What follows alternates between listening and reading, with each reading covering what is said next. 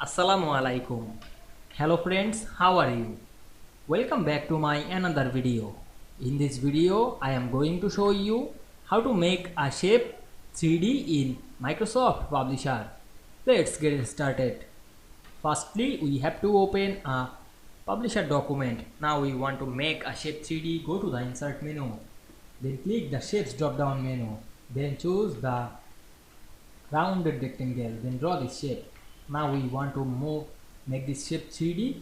Go to the shape format menu, click shape effect and choose the bevel and choose any bevel.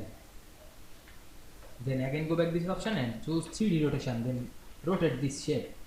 Now we can see we make this shape 3D very easily. I hope you enjoyed the video.